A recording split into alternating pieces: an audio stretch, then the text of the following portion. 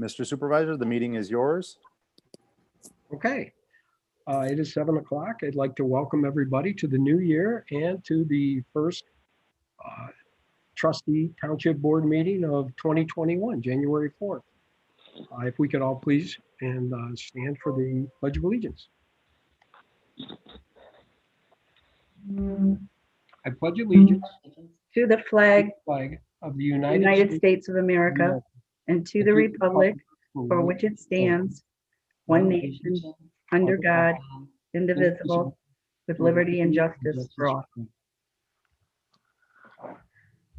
Thank you. Kelly, could you please call roll? Sure. Lisa Blades, Present in Lyon Township. Patricia Carconi, Present in Lyon Township. Michelle Cash. She is on vacation. Okay. John Dolan, Present, Lyon Township. Christopher Enlow, Present in Lyon Township. Sean O'Neill, Here and in Lyon Township. Robert Swain. Present in Lyon Township. Okay, thank you. We're going to move on to the approval of the consent agenda. Has everyone had a chance to look that over? If so, a motion would be in order. I'll make the motion to approve the consent agenda. I'll second that. All those in favor say aye. Aye. Aye. Any opposed? All right, we're going to move on to announcements and communications. And I think we have a really cool presentation tonight by the Bartlett Elementary School Robo Bears. And it's all yours, whoever wants to take over. Thank you very much for coming. John, did we approve the agenda? Oh, we didn't. I'm sorry. Let's hang on one second. I got beyond myself. I'm so excited about the Bears. John, I'll make a motion to approve the agenda with the removal of item 10D. Okay. Support. All those in favor say aye. Aye. Aye. Opposed? Okay, great. Now on to my favorite presentation here. It's all yours. You all see this? We can. Ken.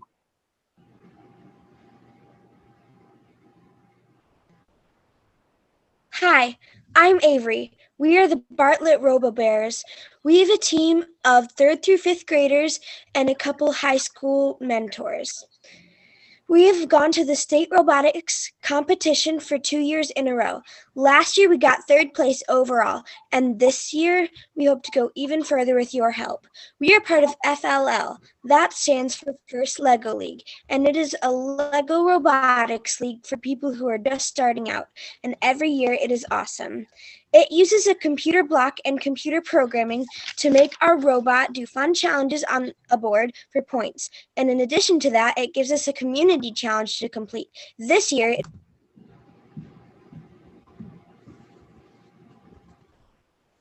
We lost you? She was muted there for a moment. She's unmuted now. Okay. You can go ahead and continue, Avery. oh, I thought I finished. Did you hear the whole thing or did I pause in the middle? I think just in the middle, you might have paused a little bit. Okay, I'm going to start from when I start talking about FLL.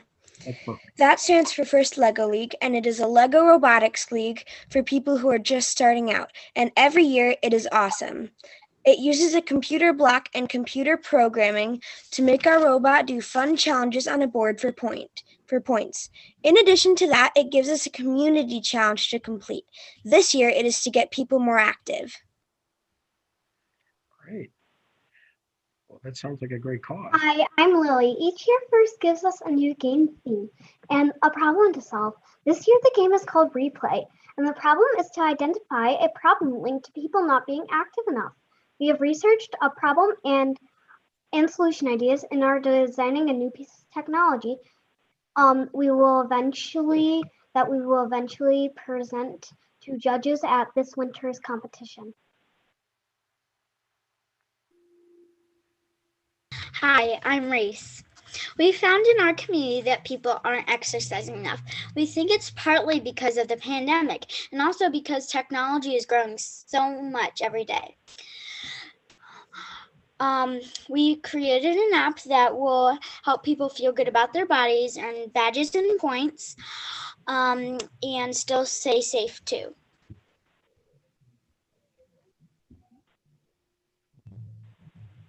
Hi, I'm Clark. Our solution.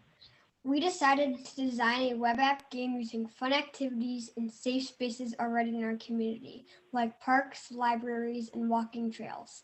We want to include everyone of all ages and abilities in this game so everyone can have a chance to be active and have fun.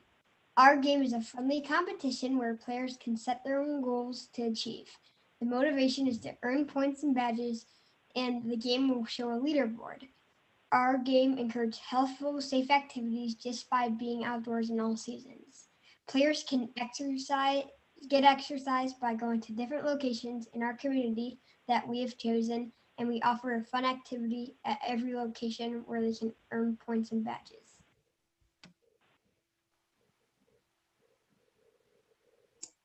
The idea of the game is to get people active in our community. The game motivates people to get active by having rewards and a point system.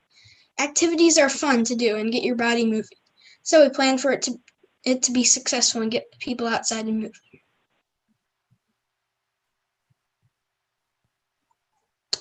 How to play the game is you log in.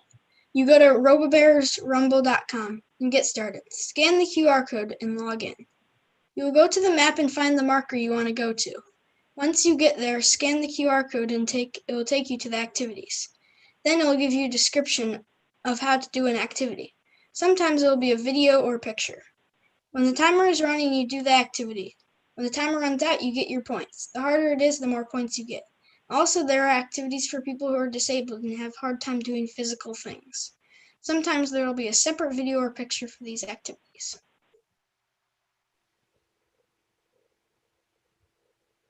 Our sign will be inch thick wood that is 5 inches tall and 3.5 inches wide, with a laminated Scan Me sign on it. It will have holes in the corners of the wood attached to the pavilion poles with zip ties. This is what our sign will look like. It is the one Justin is holding up. Our 5 proposed locations are the disc golf course board, Pavilion 1, Pavilion 2, Pavilion 3, and the West baseball field. We want to thank Lyon Township Parks and Recreation Advisory Board for meeting with us in December and giving us permission to place our signs in Atchison Park and possible future signs in Lyon Township along the rail trails. This is our timeline. In mid-January, our team will test the game. In early February, we will open the game to the public. In late February, we will add more parks such as McCaddy and the library.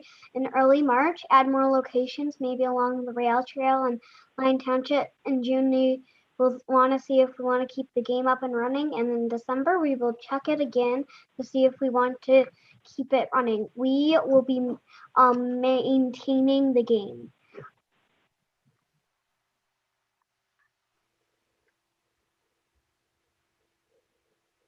How we will advertise the game. We are going to advertise with our signs by putting them up in common places. We will also advertise with social media, including Facebook, Snapchat, Instagram, and YouTube. We will advertise is our school, gym classes, our newsletter, and our morning announcements. We will also advertise by getting a hold of Channel 19 news station. Last year, we used it to advertise our bat house. Another way we will advertise is our Bartlett Robo-Bears website, and we would also like to have it posted in the Lyon Township newsletter if possible.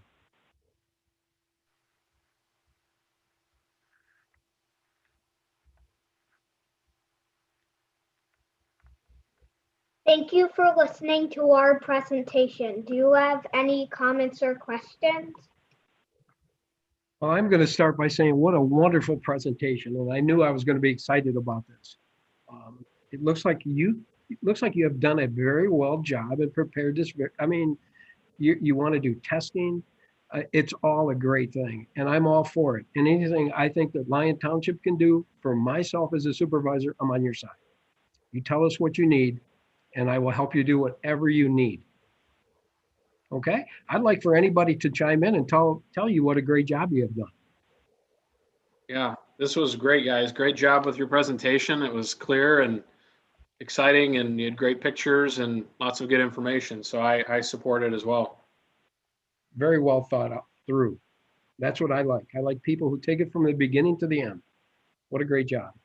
And nice I'd job. like to congratulate the entire team on a very well done presentation, very confident speakers from their group, and very well thought out with their plan, initiating it. And as Mr. Dolan also mentioned about testing it, making sure that things were going to be prepared and really focusing in on activity and using the community parks.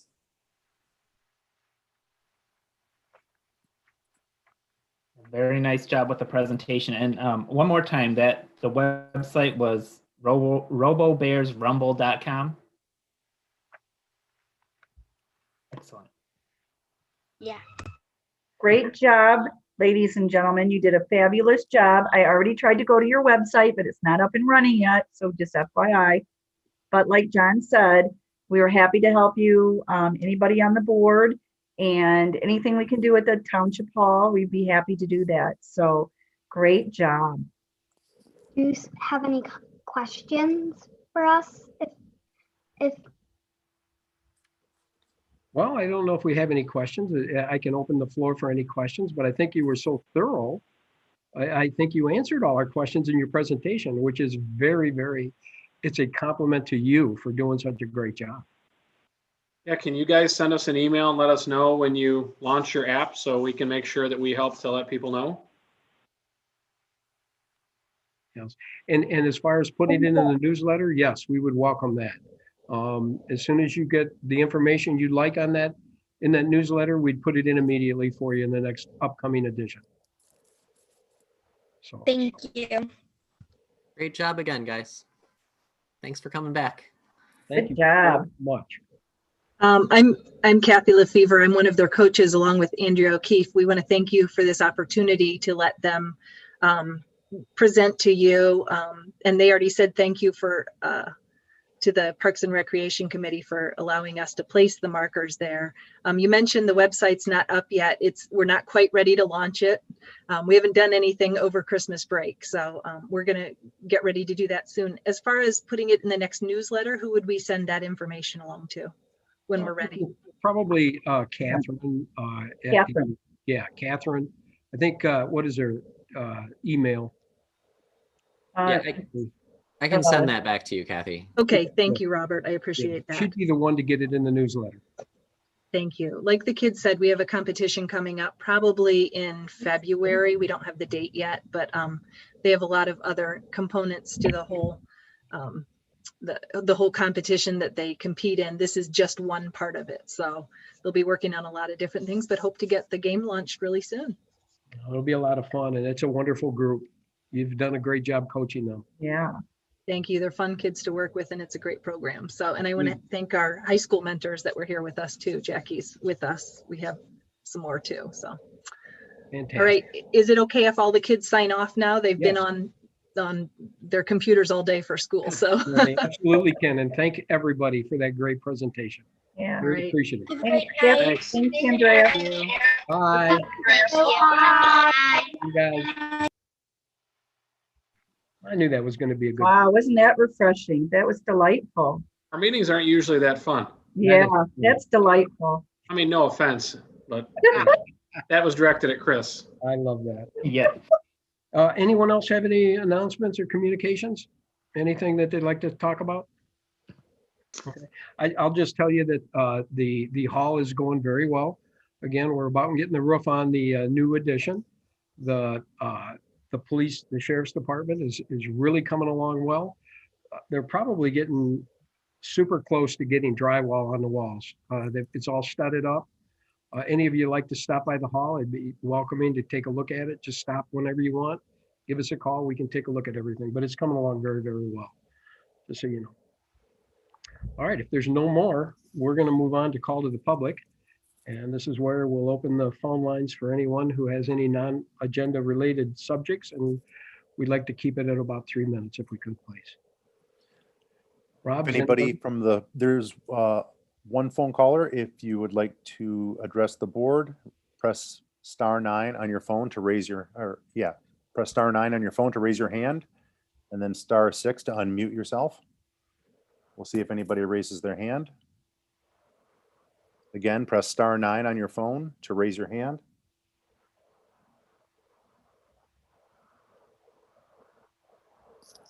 And give it just another moment. No one has raised their hand. Okay. I like to give it just a few seconds and make sure.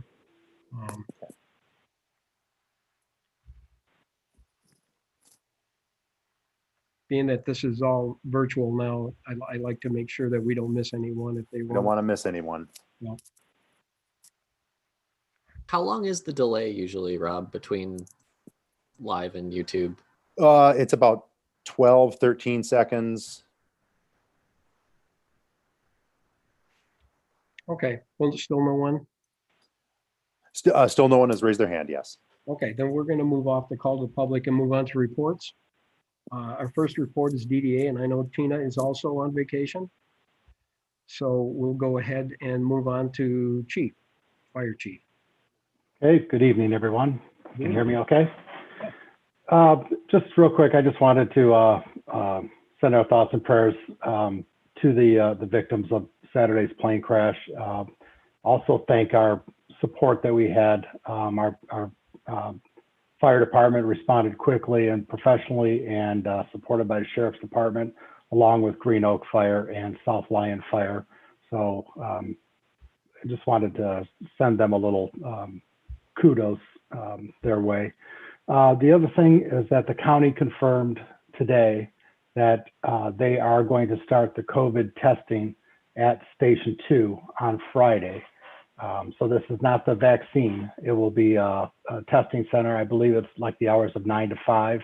And there is a number to call at Oakland County. It's not handled through the fire department. So we appreciate it if you look at the Oakland County Health Department and call the phone number for that. We'll probably put that out on the marquee tomorrow to help the citizens. Finally, I just wanted to mention the back with the 2021 budget, we approved the position of assistant chief. And at this time, I plan on moving forward with the testing process that will be done internally. And it will be very similar to the oral exam that we had with the captains back in 2019, bringing in a couple external fire chiefs that will do the interviews, followed by a internal interview, probably with some select board members. And then hopefully I'll be ready to come forward at the February meeting with a plan to promote and hire if we're ready at that time. So that concludes my report, unless you have questions or comments. Okay. Any questions for Chief? Okay, we're going to move on to the Sheriff, Lieutenant. Anything going on? Yes. Yeah, I just wanted to touch base a little bit more on the crash. I don't know if you guys know the whole story about it, but I wanted to take it from the start to where we are now. It occurred about 5:45 on Saturday. The plane crashed into the residence, and as you all know, that 3 people did lose their lives as a result of that crash. And the investigation is being handled jointly between the FAA and the NTSB. And today, the remaining parts of the wreckage were removed from the residence, and they were transported down to a facility in Tennessee so they can conduct their evaluation to try to figure out, why the plane, did crash or what happened to cause this. But in any event, when we are given some updated information, I'll make sure I update you all in the thread to what conclusions they come to. Thank you, Lieutenant. Yeah, that's really a tough thing. that happened there. It's horrible. Okay. And other than that, that's all I have. Okay. Thank you. We're going to move on to the Planning Commission. Patty? Yep, we only had one board meeting in December. We usually only have one. And that was Monday, December 14th. We held 2 public hearings for the Woodside Overlay District and the Event Barns zoning ordinance text amendment. Then under old business, we had the Comfort Care Senior Housing and Assisted Living Site Plan, which the Planning Commission did deny. And we had the residential district lot width and setback amendments, which the board agreed with the plan, or I think the township board sent it back to the planning commission, and they agreed with the 25 side yard setback.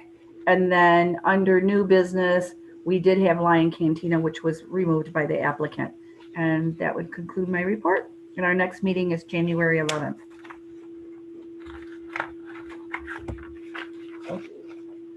Thank you. We're going to move on to ZBA. Lisa, anything?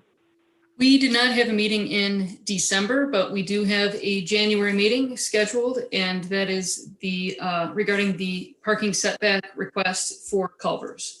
And that's the only item on the agenda for that meeting. You keep promising meetings are coming up. Talk to Brian. I think it's his fault. I got you. Okay, Robert, anything in the Park Advisory Board to share with us? Nothing really to add other than the presentation you heard. Nice. Okay. Okay, now we have our water update, and I think Ed's with us tonight. Ed, you out there? Ed, if you press *6 on your phone, you can unmute yourself. Press *6 to unmute yourself. Can you hear me? Hey, we can hear you, Ed. Yeah. Okay. Happy holidays to everybody. Hope you had a good week or so off, and sorry about the plane crash. That made news clear down here, so yeah. I guess it made news all over the country. So hopefully everybody survives okay there. And I know that he lost the 3, but I guess I was pretty thankful that the folks in the house didn't get hurt anyway. So that's good news. But anyway, on to the water. It's good to be with you. I haven't talked to you for a while. Things are still progressing, even though we haven't spoken. Because both water plants are up and operating. I've not heard of any issues, unless you guys have some to bring up, but they just have sat there and pumped good quality water throughout the system without much incident. We're this time of year, you're pumping around somewhere between, I'm looking at it right now, 1 million to 1.3 million gallons a day this time of year. And so things are working well at the plants. The storage tank at Lion, at the 9 Mile, what is it? Griswold 9 Mile Road. That's moving along as well. Underground piping's going in. We hope to pour the foundation for the tank and the building, small pump building there, in the next week or so, depending on the weather. Looks like we're going to have a real decent January from the forecast that we're looking at. So we should be able to continue to move along with that. The actual tank is ready to be delivered. So it'll be delivered in the January month of January, and we'll keep on moving on that. And I don't see any glitches there. Everything's gone as planned so far, so we're doing well there.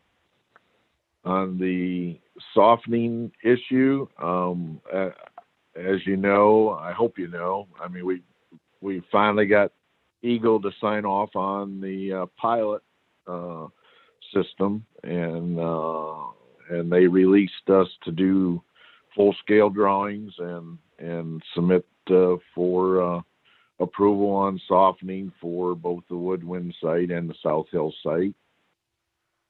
We're doing Woodwind first because I know everybody's anxious to get the softening up and running, and because the building there, the building's existing there, it'll be a quicker install once we can get approval. But the drawings are coming along nicely. I talked to John around 3 o'clock, I guess, today. And so let's see, about 4:30, I went back in the CAD room to make sure, see exactly where we were at on the system. Things are moving along really well. I would suspect that, let's just be conservative here. Let's say by February 1st, we will submit the drawings and specs for the Woodwind softening plant. And then we'll be back in the hands of Eagle. No telling how long it'll take them to review, but we have had much better success with the new reviewer. So I'm hopeful that this thing will move along. And the game plan is to get Woodwind submitted and try to get that one.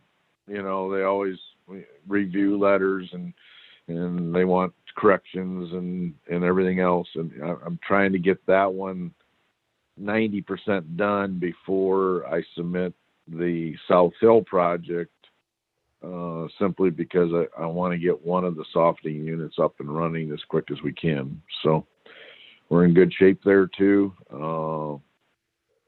That's pretty much it. I mean, everything's going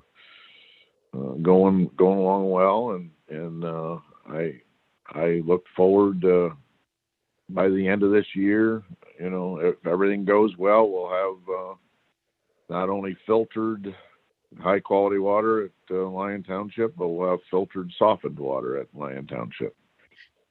And that's the game plan. Hey, Ed, any questions? Just a quick question.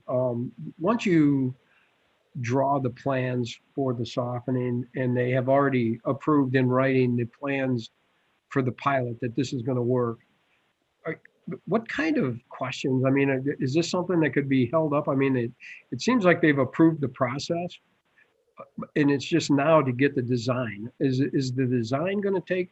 It's not going to take the same time you think as the process, as the pilot program and all that. Would think. You wouldn't think so. I mean, I hate to go out on the limb and question what Eagle's going to do, but I mean, they've. The process has been approved, and we proved that it worked in the pilot. We proved it produced the quality water that we wanted it to. Now it's just basically a floor plan and a sizing issue. And I can't, for the life of me, believe they're going to have 1,000 questions on the submittal. Okay. Now, as soon as I say that, I'll jinx us, and so I don't like to say it out loud, but it should go fairly quickly, I would think. Okay. That's kind of what I'm thinking. I mean, it's just the placement of the equipment in the building. I mean, it seems like that would be up to you to make it work the best. I don't know. But that's does anyone else have any questions for Ed? Please, go ahead if you do. No, John, I think you covered what I was going to ask. It's just the timing of it all. So, I mean, go ahead. I'm very hopeful that we can have at least one of the, at least have Woodwind softening plant up and operating, sometime mid to late year, depending on how long we get held up in the review. If if they get the review, if we get an approval in March or April, it'll take, we'll have to fabricate the equipment at that point, because we can't really start fabrication until they give us approval. And well, let me qualify that. If we get down to the end and there's just a few minor questions left, and we know that they're not going to change dimensions or anything on us, then we can start fabricating at that point. And but then the install will take let's say a quarter, let's say 3 months to get the install. Because you guys are the very first system like this in the Michigan, the startup process probably will be longer. Just recognize that. I certainly do. We're going to have to do a lot of testing as we begin to flow soft water into your system off this system, and make sure that it meets all of the criteria that they wanted in the pilot, or they requested in the pilot. So, but all that said, I think we're in really good shape, and I think I think it's going to be great for Lyon Township. I mean, you're going to be you're going to be the pioneer, and not to use a pun on words here, but I mean, you're going to be the pioneer here in bringing a new softening technology to the state of Michigan for municipalities. And I don't get this from everyone at Eagle, but there are definitely a few people at Eagle very, very excited about this installation, because of the zero waste that it produces as far as liquid waste. And not only will this be a huge benefit for the environment, but it will, you'll get good softened water out of it. So Ed, just another quick question. I know we have to move on here, but if we turn on woodwind, let's just say we soften woodwind only, and it's capable of softening X amount of gallons of water, but in the summertime, we use quite a bit more than that. What will that just be, a blended water, and you'll get like not quite as soft as we're going to get when South Hill comes online, or, it'll just soften it up to a degree, like halfway there maybe? Well, that's true, John. And it just kind of depends on when we actually can start softening water at Woodwind. If it's in the middle of August, when you're using 9 million gallons a day or 10 million gallons a day, then you're going to have a blended water that, the folks in and around the 9 Mile Tower and the Woodwind water plant will have a little softer water than the other folks in the township for a short period of time. Now, if we go to put it online in October, Woodwind, and your flows are down, then I'll come back to you guys and suggest that we just turn the South Hill plant off and just produce all of the water for the entire township out of Woodwind until we get the softening plant up and running at South Hill, and that way everybody gets the soft water. As you may or may not remember, each plant will produce about 5.5 million gallons a day. So that's kind of where our break point is. If we're producing, or if we're requiring less than 5 million gallons a day, then most likely we can run the Woodwind plant and service the entire township with soft water right from the get-go.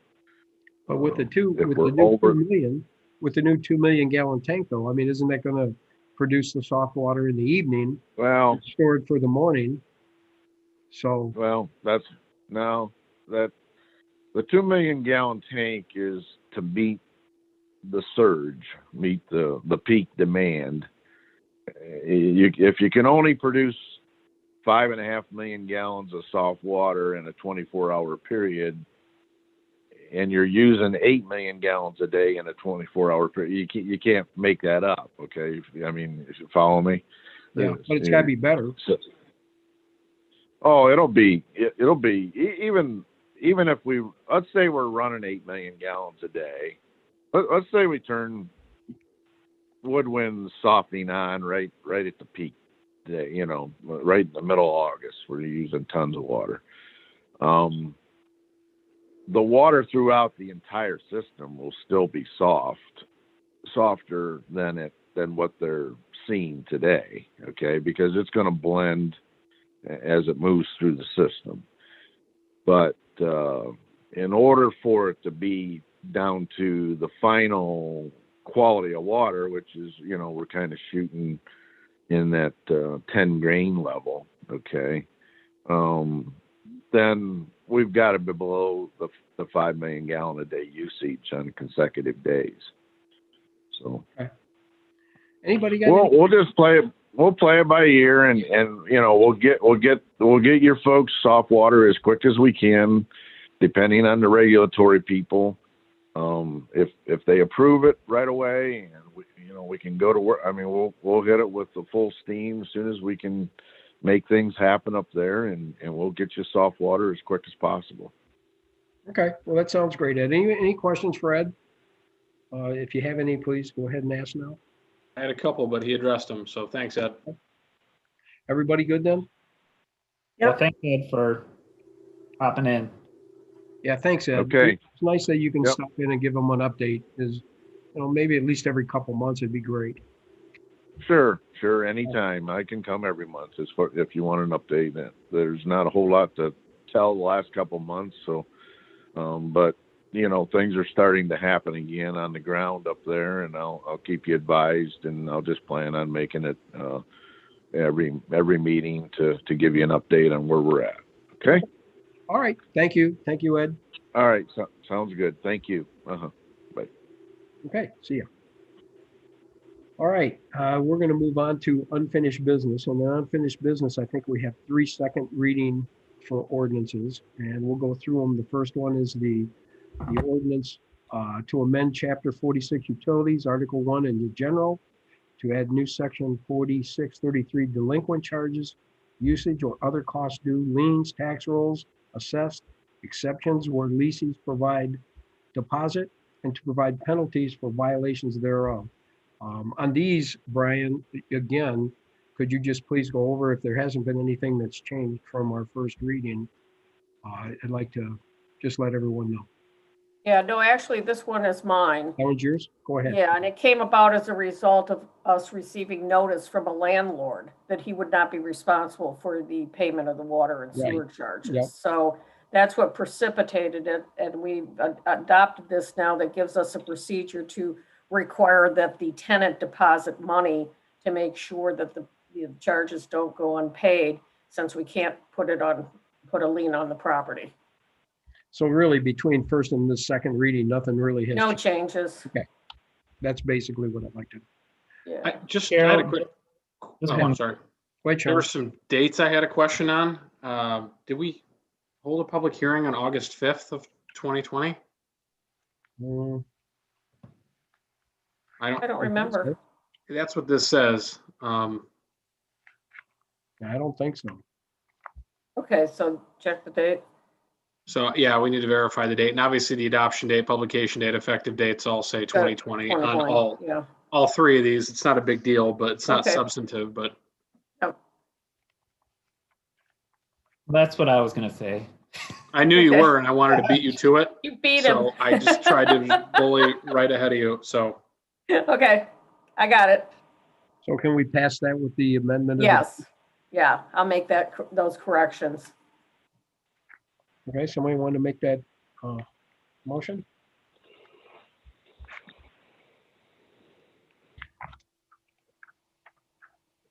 I'll make the motion to approve with the date changed or the year change as presented. I'm not gonna read the whole thing because John already read it. I'll support. All right, we have a motion and support. All those in favor say aye. Aye. Any opposed?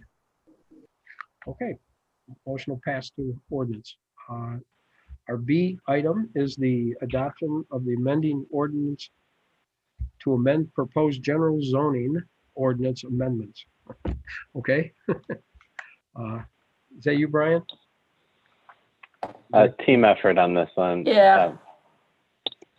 If you recall, I didn't prepare a memo the last reading, so we didn't talk specifics on the ordinance.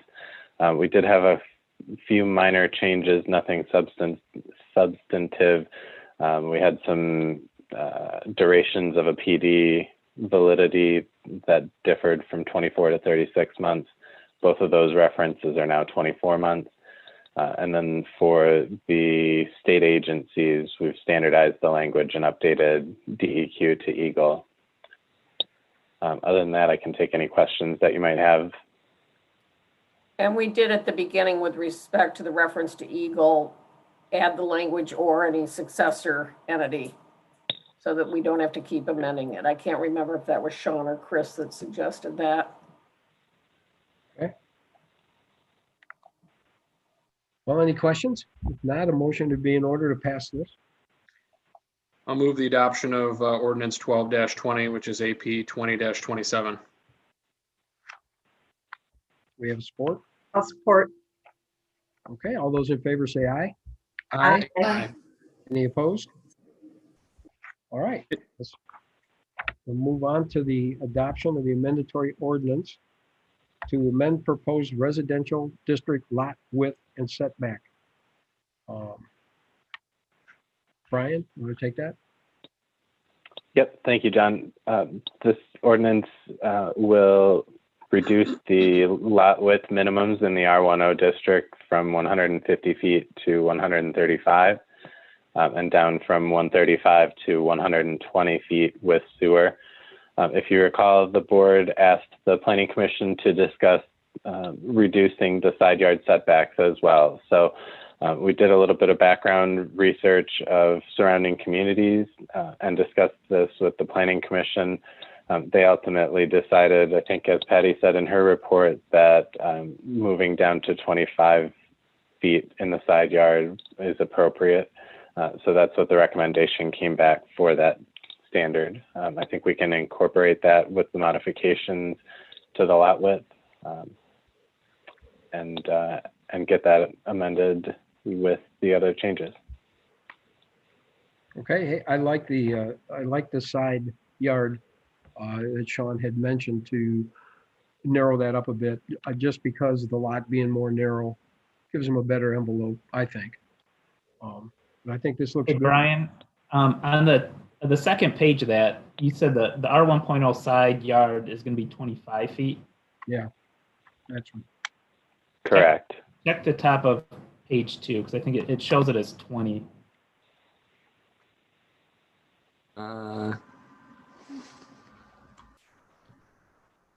But your memo, yeah, we were 25. That's the average lot size table, I think. So that, you one at the top of page 2? Yeah. That one is staying at 20 then? I don't know. Yeah, the average lot size, we're not proposing to change that from its existing. Okay. That's where I was tripped up. The 20 versus 25. Okay. The other thing in that table though, Brian, is we've got the front yard setbacks set at 30 for conventional, but 35 for average lot size for RO.5 and .3. We did talk about that with the Planning Commission to standardize those at 30. Yeah, I thought Yep. that was going to match, yeah. Okay. Good catch.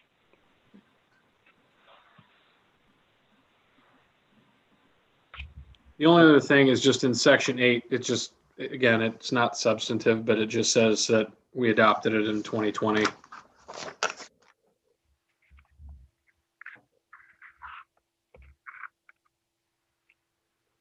Okay. Does everything else look okay? Is that something that we can call this on a second reading and change?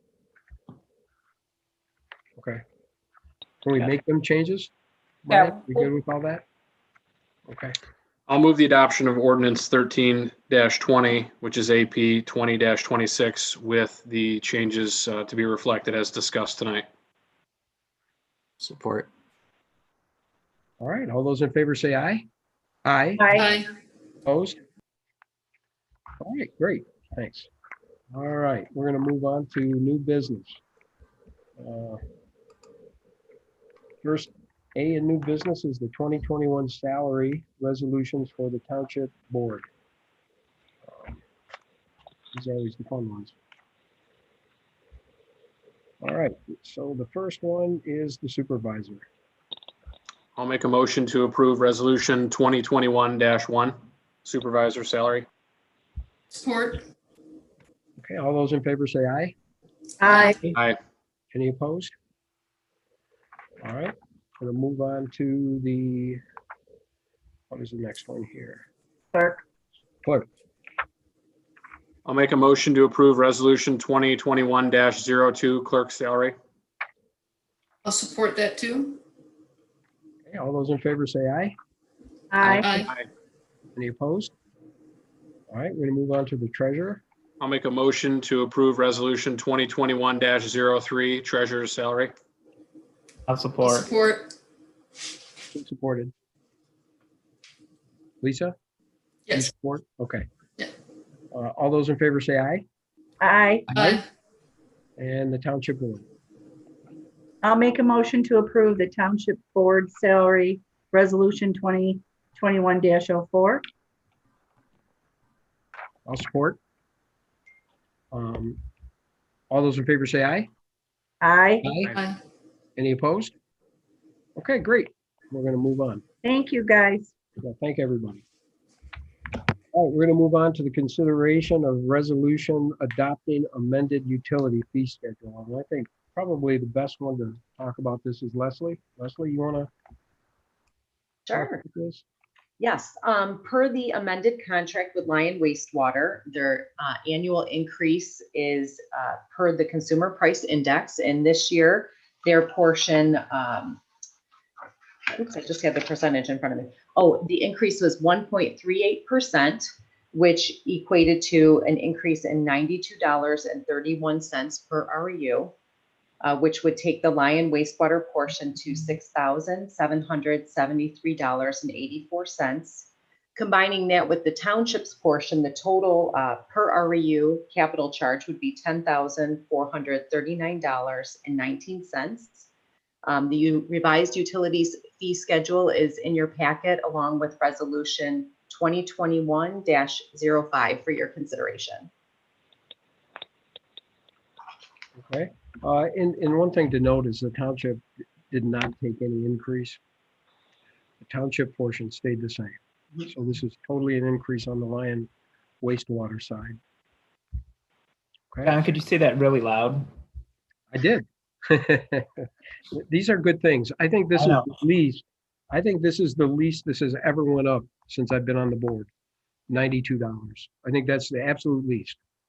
Although I'm wrong, because I think last year it went down like 8,000. I'm serious. It did. It took a big decrease when we had that go. So, but this is pretty exciting. We're keeping things in line and very happy about it. If everyone doesn't have any questions about this, a motion be in order.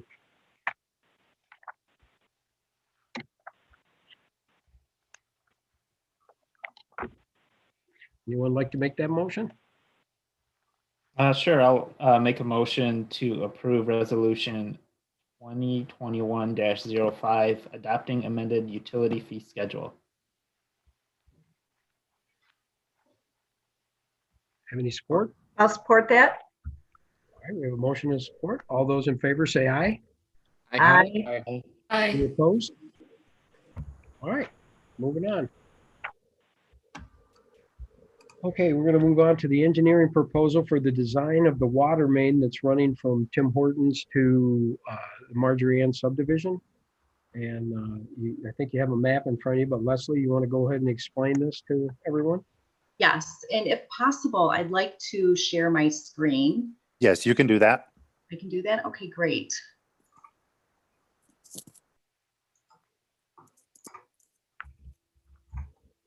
Okay, can everybody see my screen?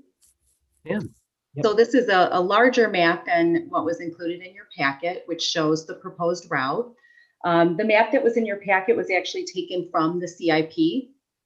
And the proposal that's in your packet is the surveying and civil engineering design of a 12-inch water main that, as John mentioned, would extend from Tim Hortons, which is on the far right of your screen, and left is to the north is to the left. And it would extend north to the township and the township border with the city of South Lyon, just north of Marjorie Ann, if you can see this area here. So this route would stay within the township limits. And as you can see, there's a dark blue line that shows the proposed water main layout.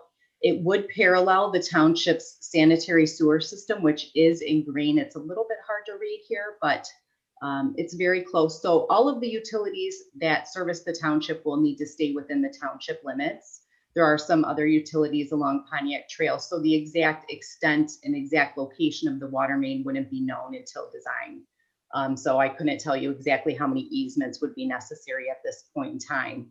Our scope does include the full topographic survey. It would include property corners, the right-of-way locations, the existing utilities, and it would also include all permitting with the different agencies and utility coordination.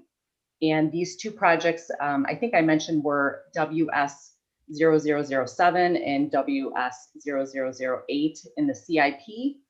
The construction estimate of those two projects were approximately $1.79 million. And our fee is based on the percentage that's within our contract.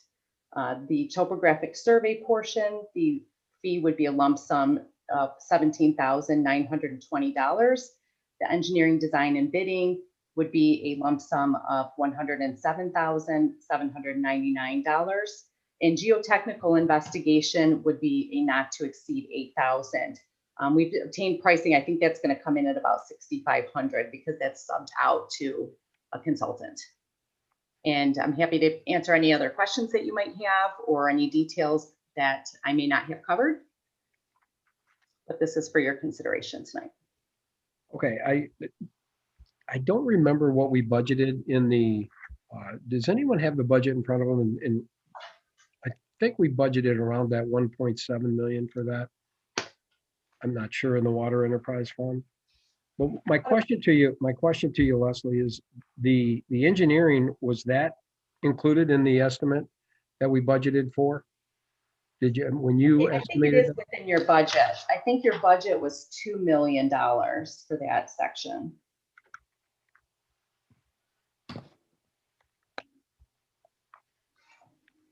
Okay.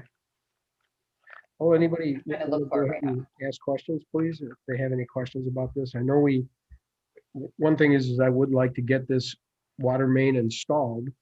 I think it's a serious thing to keep annexation away from us, and plus there are some needy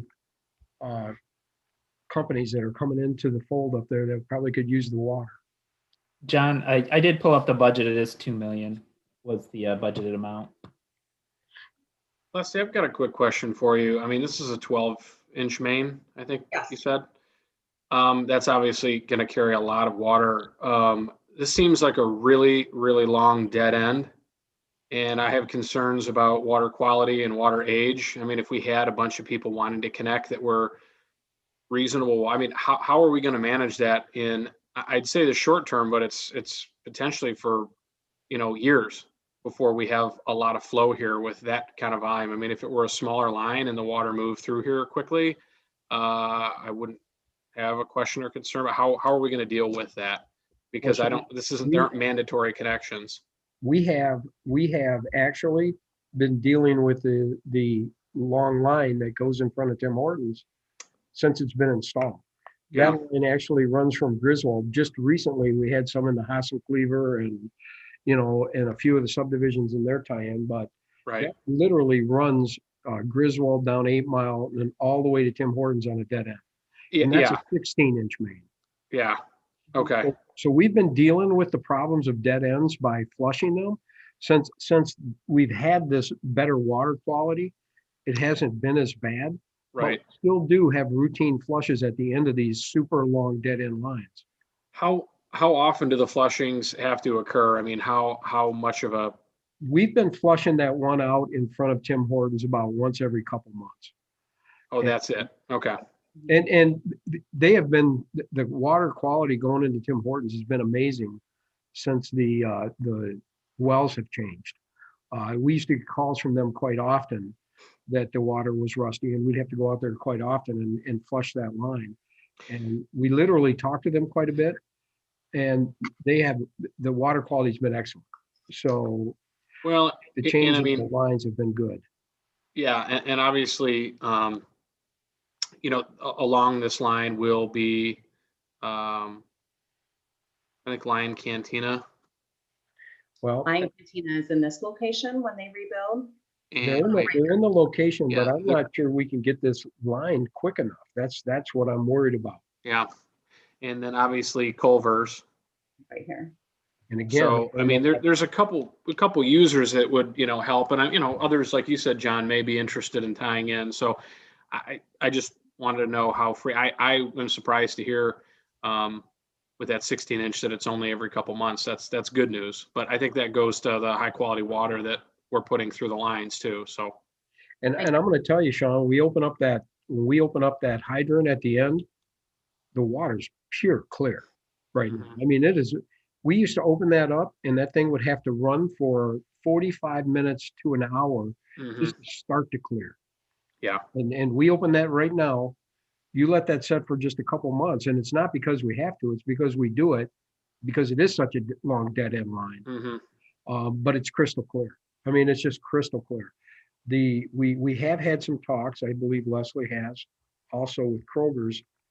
They were talking about possibly hooking up, and I don't know where that's at right now. I know that's a recent conversation, which would be nice. Sure, another big user to push water through or pull water through the line. Yeah. Okay. And I think that entire strip, you know, I would be hoping, right, Leslie, the entire strip would be hooked to water. They were looking at it, and after I sent them some documentation, I found I haven't heard back from them if they're going to pursue it. But there is a chance that Culver's and Cantina, we might make their time frame. I know the Cantina team is aware of this project might be a potential, but Culver's, I'm not sure if they're aware of this yet or not. And ultimately, of course, the loop would be along 9 Mile east to Griswold Road. And that would also create some redundancy at some point in the future, Sean, when the township is ready to. So what do you think? I mean, if we started on this project immediately, if we started getting the engineering, what are you thinking of the time involved to get the water main in? I mean, are we talking a year or? It's the big wild card with the schedule is what easements will be necessary really along Pontiac Trail. I'm not as concerned in Lillian and Kay and Marjorie Ann. I think we'd have enough room to build it in the right of way.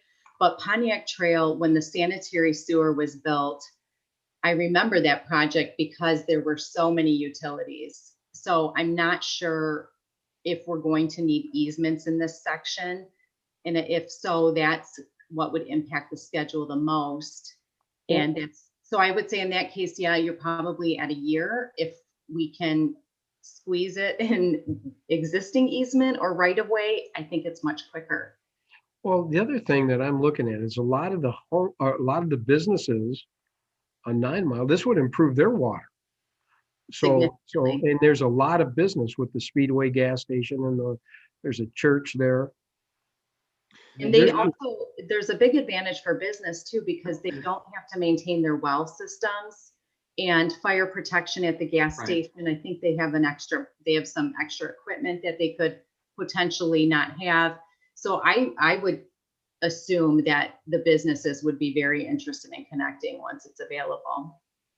Well, and for everyone who doesn't have a hydrant in front of them, it improves their insurance rating. I mean, they should see, I mean, when there's a hydrant that's in front of your house, that's something that, homeowners insurance companies like to see. And, frankly, our fire department likes to see, because it allows them to provide better fire protection to everyone in that entire stretch. To me, I think, and this is just me talking, but I think a water main would be more likable for someone to have in front of their business than the sewer. So this may be an easier sell to them to get the easements. That's just what I'm thinking. Nobody seems to object to the fire protection aspect of water main, even if they're not interested in connecting. It certainly adds value to their property and protects their property. Okay. So one more question. I guess I didn't quite understand. So this amount of money that you're asking for was not in the original estimate? This wasn't, Yeah, you didn't include this? VIP. It would be included in that line item budget. When I say, well, we had 1.7 million, you said, for this whole project. Yes. That was included? Yes. Okay. That was my question. Okay. All right, anybody? Chris? And John, I guess I kind of piggyback onto what Sean was saying, and looking at the capital improvements plan too. To complete the loop along 9 Mile is probably something we should look at once this piece gets put in, is continuing along 9 Mile from Pontiac Trail to Griswold, because then that would alleviate a lot of the long dead end. Well, I'll tell you, Chris, my thoughts were hoping that the people in the subdivision in the back would want to go ahead and connect, and possibly looping it through the backside of the subdivision.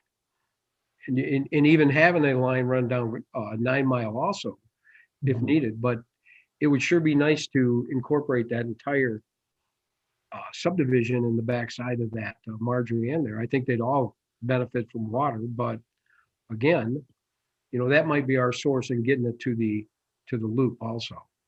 Well, and we may want to look at, if there is a lot of interest, we may want to look at putting together a special assessment district to let them bring the main and connect all at once, so people aren't getting some huge bill and they can spread it out over a period of time. I mean, while I'm not supportive of doing that for developers or people developing vacant land for profit, I am certainly a proponent for businesses and homeowners having the ability to connect and do it in a more affordable way to get the benefit right now. And that may be something that we can, present to them if they want it. Not force them, certainly, but ask them if they're interested, and maybe something that they'd want to be on board with. And I agree with that, Sean. I do. I think the biggest part is getting the main across the first part of this. And I think from there, once they see that they can connect and, the quality of water, I mean, we're going to have water that's going to have such quality to it. I mean, who wouldn't want it? I mean, really, you're eliminating your water softeners at the end of this year. There's so many good things about it. It's completely filtered. There's no arsenic in it. Everything is so pure about our water that, a lot of the homes in that subdivision, I think, have shallow wells. And I'm thinking that way. And, a lot of them are drinking bottled water. I mean, this would take away all that. So, I mean, it's really a cool thing. And I think to get the first main through the first part of that subdivision is big. John, I had a question for Leslie. Please go ahead, Lisa. Leslie, when we talked today, I had asked you about sidewalks along this, where there are some gaps, and if you would be able to address if that could eventually be part of the scope of the overall project to fill in as we are going along, if possible. So where are those gaps? There's a gap here south of 9 Mile, north of Russell. It appears that there's a gap there. And I believe there's one in this section as well, south of Russell. And then this is the Culver site. So they'll be taking care of the sidewalk there. But those are, I think, the only two gaps. But that would be separate from the water enterprise fund. It could just be if you wanted to give us a separate cost on that, I don't think that would be part of the water fund. We'd Well- probably have to do that out of the general fund. The funding, definitely. And when Lisa and I spoke today, I was explaining when the last time we did a water main project for the township, it was John's Road Water Main, and we bid that with two different ways. We bid it as an open cut project and then an alternate bid to directional drill to see if we could use trenchless technology to save on the restoration. And that project was directionally drilled and it went pretty well. I would most likely take that approach on this project, hoping for a directional drill outcome and pricing, so we could avoid, driveway replacement, et cetera, in all of the restoration. So the tricky part is if it's an open cut project where you're excavating and you have to restore, it's relatively easy to do sidewalk. But if you're doing trenchless technology, the people who are putting the pipe in the ground, that's a different business than the concrete guys that are doing the sidewalk. So it would really depend on how we bid it. Or you could just say make it totally separate and just bid the sidewalk right after the water main and just keep it very separate. Well, I would say there are gaps. Lisa's right. There's gaps all the way out to the development that's out by Kroger's. There's gaps all the way out there. We talked about that on the Safe Routes to School. In that project, we were going to fill all them gaps in at one time. A lot of people opposed to sidewalks in that subdivision. We get a lot of back push from that. On Pontiac Trail, I don't think quite as much, but in that subdivision, we had a lot of push. I'm sorry, John, to clarify, I didn't intend for that to be along Marjorie Ann and Kay. I was talking I know. about the I Pontiac know, you Trail. were talking Pontiac Trail, fill the gap. Yeah. No, it makes all kinds of sense. If we're doing that construction, I think that's a perfect thing to cost out. I mean, I do. Yeah, And- I'm sorry. No, I was just going to say, I think it's a great idea, Lisa. And I think if nothing else, at least we can get the easements. If we're getting easements, get the easement for both. So that way, even if we have to do it a little bit later in the day, I mean, if it's just a couple gaps and even if it's a different project, the easements don't have to be gotten again. It's just kind of covering both. And we can design those segments along Pontiac Trail as part of this because we're going to be looking at all of the topographic survey. And we can do that as part of this project and it wouldn't change our proposal before you tonight. It's just whether or not it's constructed at the same time. I think we'd have to make that decision later. Well, and I'm really pretty sure that the majority of them are business, right? I mean, really, you're going to be crossing the majority's business. I don't think is there any homeowners on that stretch? I don't think so. Is that the church property? Yeah, that's a church. And there's a dentist office. And then their businesses, yes. Yeah. I think that's an easy sell for water to them businesses and to get, is there any way that you can, well, I'm not going to say anything, but I think that'll be an easy sell for water. I really. hope so.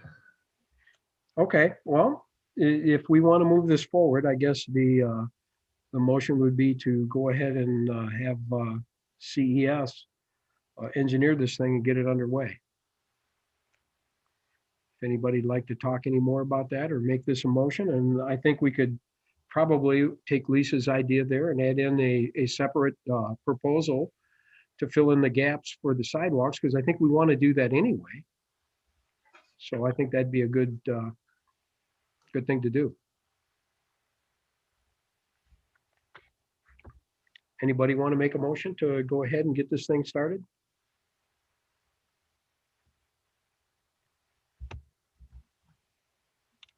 I can try and make a motion. I didn't add up the numbers though. Yeah, I was just looking at that, but you're an engineer and I'm not, so you're probably gonna be quicker. All right, so I'll make a motion to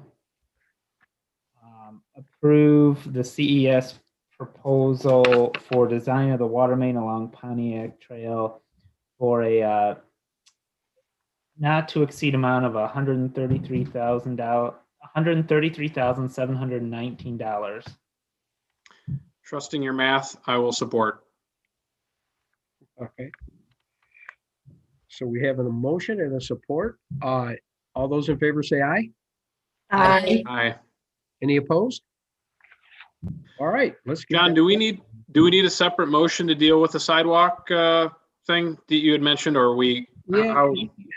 how- Do you have an It's idea what gonna that? include money.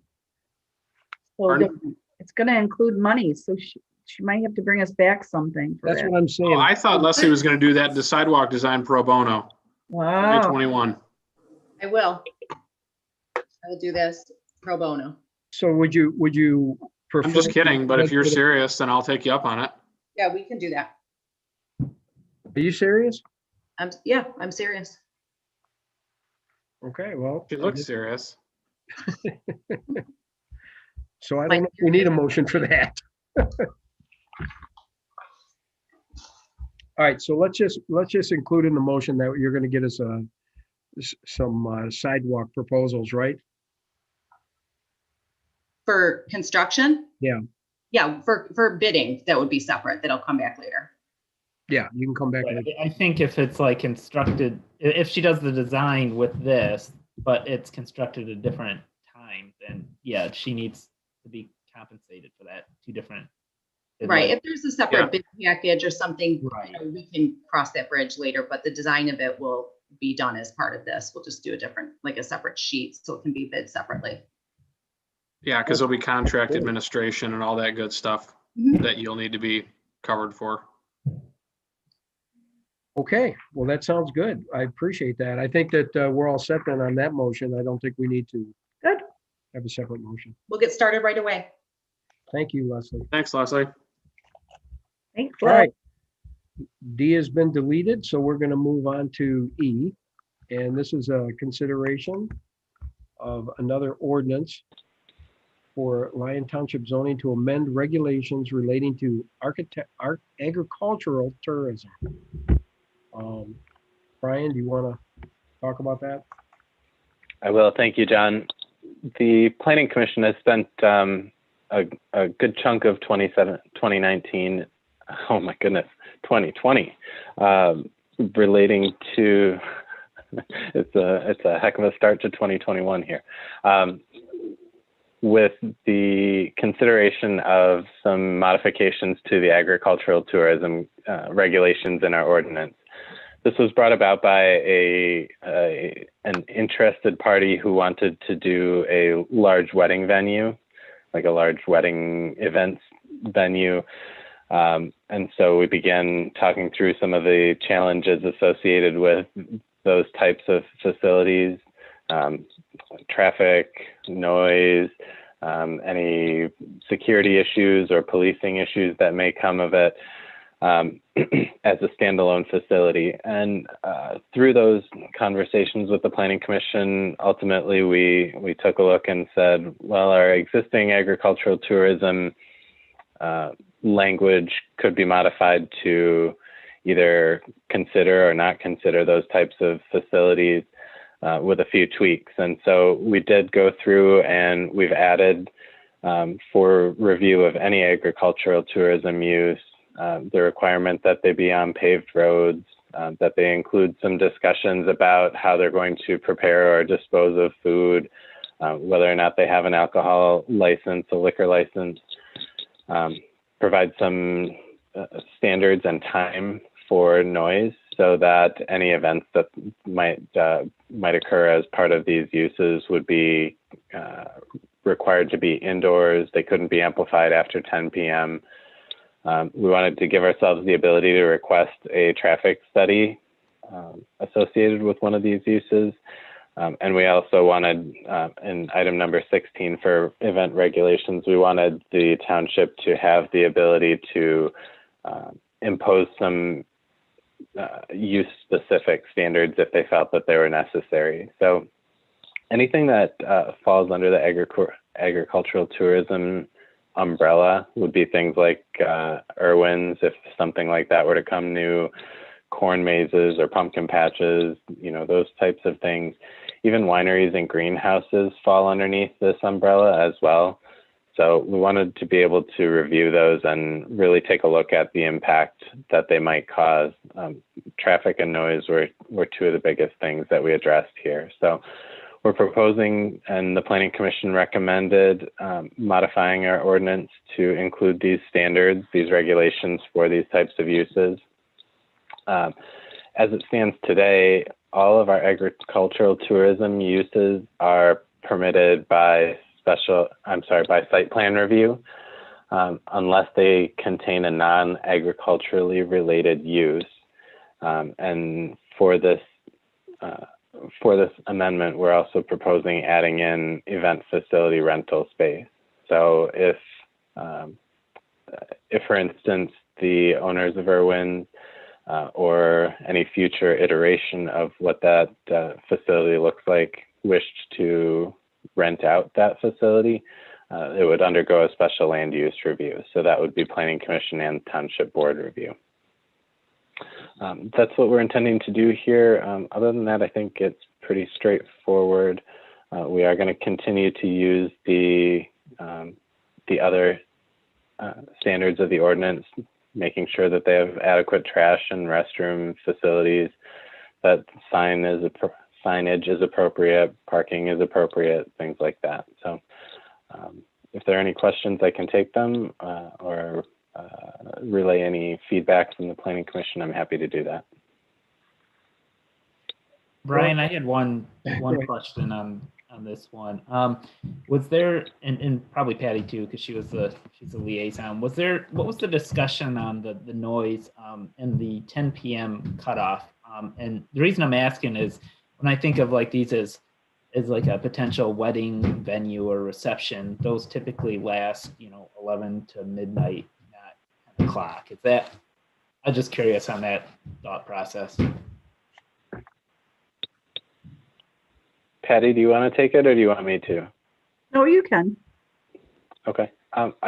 We did have pretty significant discussion about the timing and whether or not 11 o'clock was appropriate or even midnight. But I think ultimately we came down on the side of these are likely going to go, or these are going to go if they come in our most rural areas, and introducing or allowing noise to go late into the night is not something that the Planning Commission felt was appropriate.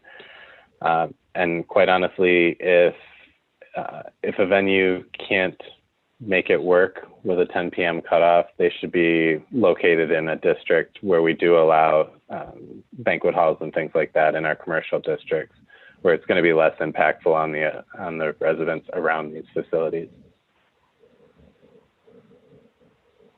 Okay, yeah, that sounds good. And there were no public comments on this one?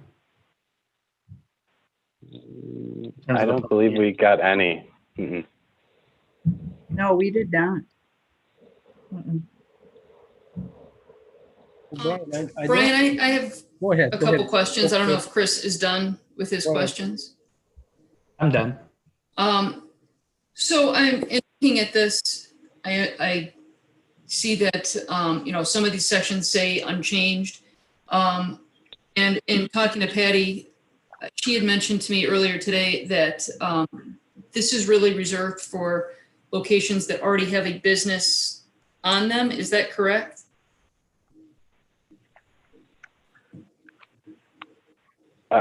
Correct. Although that's the intended application. Although the way that this is structured, something like a greenhouse that allows people to come in and view things, that could be started from scratch. It would go under, it would go through the special land use process. Okay. So could somebody have a wedding barn venue that on a parcel that's not developed and not acting as any kind of business at this time?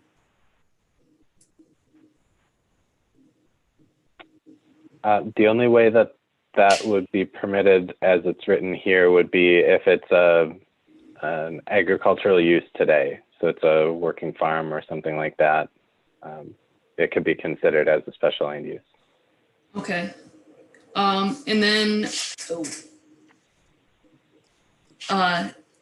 Irwin's is misspelled. Sorry, Brian. I couldn't let that one go. The other question I had, is there any kind of, like you addressed noise, is there any kind of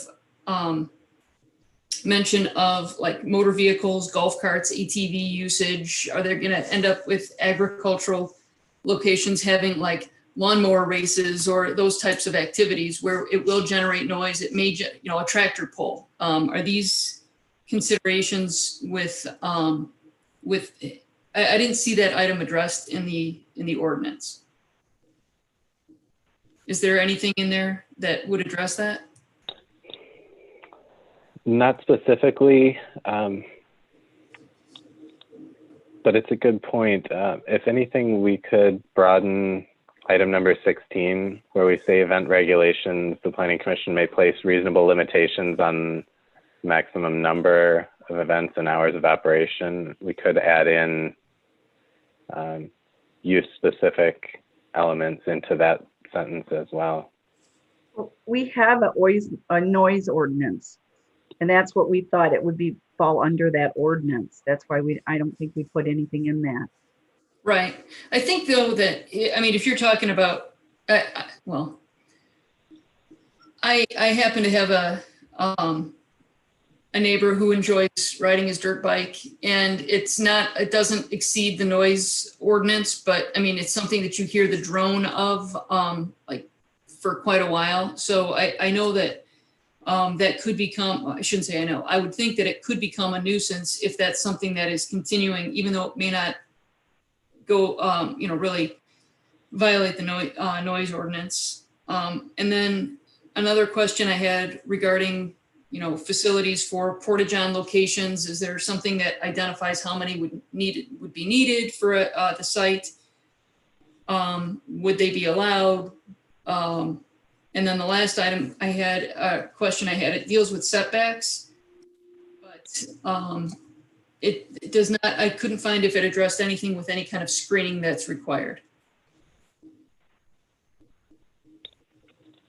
We did not add any regulations relating to screening above and beyond what would be what any other non-residential use would be subject to in the R10. So we would default to our standard landscaping.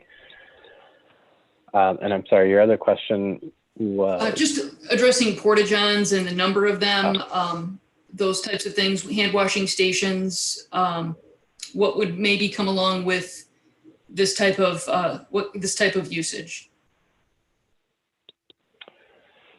Yeah, we did not modify that standard. So today it says a sufficient number. Ultimately, we would leave that up to the Planning Commission or the applicant to describe what they expect to be utilized for that. And if there's any questions, typically we've, like when we've reviewed these administratively, we've asked for number of restrooms provided for similar facilities or similar events and use that as our guide. Thank you. I think that this is a really good idea to at least have an ordinance that deals with this. I am still very uneasy with some of those questions, like I said, with screening, the sound component of potential, motor vehicles, of ATVs, perhaps, or tractors or those types of things. And so I guess I'm at this point not really comfortable with the ordinance as it is. But I think that it's going in the right direction. One thing to keep in mind on those kind of accessory uses, all of those things are supposed to be fleshed out during a site plan review. And if an applicant for some reason doesn't disclose that, they're going to take golf carts to photo locations or something like that, they would ultimately have to come back and amend the use that they're permitted to use. So if it becomes an issue and it wasn't reviewed initially, the township has some teeth to remove that use from the site. And who would then be responsible for overseeing that would be like that they are not utilizing those items that were not part of the approval process? the ordinance enforcement. So Mark would be the initial, and then typically when he gets pushed back, it either becomes by ourselves or Carol. We'll work as a team to ensure enforcement. All right, thanks. Those are my only questions and comments.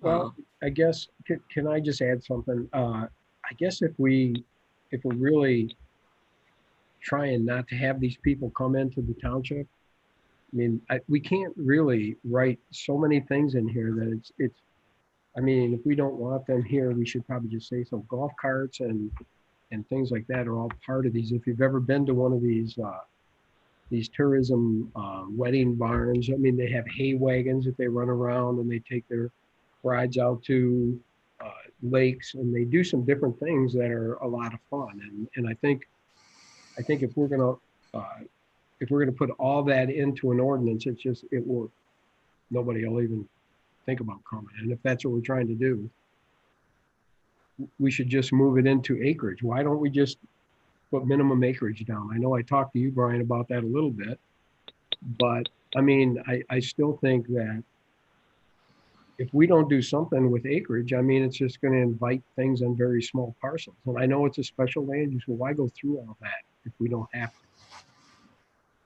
I mean, why wouldn't we add some type of a minimum? And if that becomes something that there's just no usable property or something, I mean, maybe that's what it's supposed to be. I mean, we're getting pretty populated, and I don't know if we were allowing this on small acreage pieces, maybe, 10, 12, 15, 20 acres, I don't know. I mean, I think we may need something like that.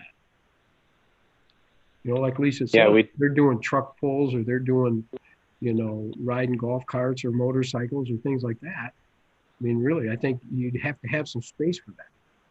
And if we'd allowed it on, small acreage pieces, that would be a total nightmare. We'd have to have an ordinance, just like Lisa said. We'd have to have everything spelled out in this thing to where if it was a small parcel, there's just no way they could even manage doing it at all. John, I think some of the language, like when you talk about the minimum front side and rear setback shall be 100 feet, and then it goes beyond that and says all structures, parking areas, photo taking locations, and other amenities shall comply with this standard, with the exception of a driveway. I think a lot of that will take care of itself. That's going to drive the parcel size up immediately. I mean, if you put a barn in the middle of a field, you've got to draw, a 100-foot box all the way around it just to start. That doesn't include parking and anything else they want to do. At its closest point, it can't be any closer than 100 feet. So I think the more they try to put on a site, that standard alone drives the site size up. So I don't know. But 100 feet, you could talk 5 acres. Maybe, but I mean, I'm just saying that it can't be a small parcel. I don't consider 5 acres to be like a huge parcel or anything, but it's definitely not on a subdivision lot or an acre lot or anything like that. So, Well, Sean, I have 5 acres next to me, and it's surrounded by subdivisions. Okay. So if I was able to get that type of a usage into my yard, it would be hard on everybody around me, I think. Going back to Lisa's point, if we were running golf carts and tractor pulls and, pulling people around in hay wagons, I think it's a little small for that. But I don't know if we should open the door for an opportunity for something like that and have to go through a whole process. Well, I mean, I think this does help to preserve some of our rural character that we talk about. Most of what we see come in these days does not preserve our rural character. So I think providing an avenue for something like this to occur in some way is a good thing, and I would support it. And, I guess I don't necessarily object to a minimum lot size, but I wouldn't want to say 20 acres. I think that would be way too big. I don't know about way too big. And 5 acres is probably way too small. So I don't know. I mean, if this is a first reading, I mean, is it possible for us to move this along and have the planning commission between now and our second reading weigh in on this? I mean, we've got 30 days before we'd even see this again, and there's no reason we can't table. This is not urgent, and we want to get it right. Sean, don't get me wrong. I'm not against this. Yeah. I'm just trying to figure out a way. It's like Lisa, when she was talking, I don't think she's against it. I just think she's looking at a way so that something like a small, and I know what she's talking about by her house too, because there was a lot of things going on over there, paintball fights, and there was a lot of things that were, going on. And I get all that. And that's why I'm thinking if we do something that doesn't allow somebody to bring something on 5 acres or 8 acres or even 10, maybe 15 or maybe 12, I don't know. Well, and I don't think you're against it, and I don't think Lisa's against it, and I think she made a comment that it's moving in the right direction. I would agree. I mean, we've added quite a few standards that I think will significantly limit the opportunity for this to be a nuisance or a problem. And I think the Planning Commission's done a nice job, and Brian has done a nice job with this. So, I mean, I think if maybe we want more information from the PC, maybe rather than just holding this off, we ask them to kind of weigh in on that issue and flesh it out a little bit more. I mean, I don't think there's any reason they couldn't do that, whether we move it to second reading or not. I mean, I'd be more of an advocate to just move this to second reading, so we're not putting this a month behind. And then between now and then, if they can weigh in on it and give us some more information to kind of go with, then we can deal with it maybe at second reading a month from now. And if it takes longer than that, then maybe this waits 2 months, but before we adopt it or have second reading consideration. But I don't know, Patty, what do you think? It took us a long time, Sean, to figure this out, and for specific reasons. I mean, you got to understand, we're not that rural anymore. And a lot of the planning commissions weren't even for it at all. And I'm kind of one of them, because I don't think we have the space we used to. We're not like out really in the country anymore. And I mean, you got to think about it. I wouldn't want to live by it, because I live next to Irwin's, and from late August to the end of October, the corner right here is like crazy. I mean, it's like crazy. So you're thinking if at least it was 30 acres. I agreed with that. I mean, I wanted it more, but you got to realize that if you did allow weddings, that's it could be Friday night and Saturday night. It could be even possibly a Sunday. I don't want to live next to that. That I live in I think I live in a I know I live in a subdivision, but still I live by open area, like right across the street. So that's kind of not what I would sign up for. And I just think about how I would feel if this were next to my, what if you have 30 acres and you're next to another 30 acre and you raise horses and cows and sheep or whatever. And then on a Friday or a Saturday night, you have a band, you got lights, that's why I didn't want it on a dirt road, because, we pay to have everything chlorided. And now if it's not on a dirt road, you have all that extra traffic. So I'm not really a big advocate of it myself. Yeah, I mean, I don't know that there are many parcels that would be able to meet all these requirements very easily that are out there right now. I mean, if there are a couple, I mean, there are maybe more rural parcels that have, gravel road frontage locations that would be, more desirous of this now, and they can't do it without a paved road. So this would eliminate that as a possibility. But, I don't know. I mean, well, there's a lot of them. There are, several ones, and they're very successful in the state of Michigan. But the ones that I'm familiar with, I know are way out, and not a lot of public lives around them. And I just think we're kind of populated now, and not what we're thinking we are. And I just, that's what the Planning Commission struggled with, is if it goes to next to somebody's, subdivision, is that exactly what we would want? And that would be bothersome every single weekend. So I know Brian gave us a good map, and it's a possibility, but it just, I don't know. I just think we're kind of, we've grown, our population has grown too much, and we're too residential for it myself, but Brian said we needed an ordinance because we don't have one, and I could live with that. We have to have an ordinance, that makes sense. But Well, I This think will what's be important to consider is we do have, I mean, right now today, we do allow agricultural tourism uses just by site plan. And so the standards that the Planning Commission talked about, they simply add more considerations for us, more tools in the toolkit to really evaluate whether or not a specific use is appropriate for the site. And Brian, it does make it a special land use, correct? right, So, I mean, that's something that's huge. that's what I liked about it, that it was a So- special land use. I mean, Like we've seen in other similar requests over the years, when we determine that it just is out of character and it is a nuisance, then we say it can't go there. right, And it has to meet all those standards. So I think that will take care of itself. There are plenty of other nuisance uses that our ordinance has to try to account for.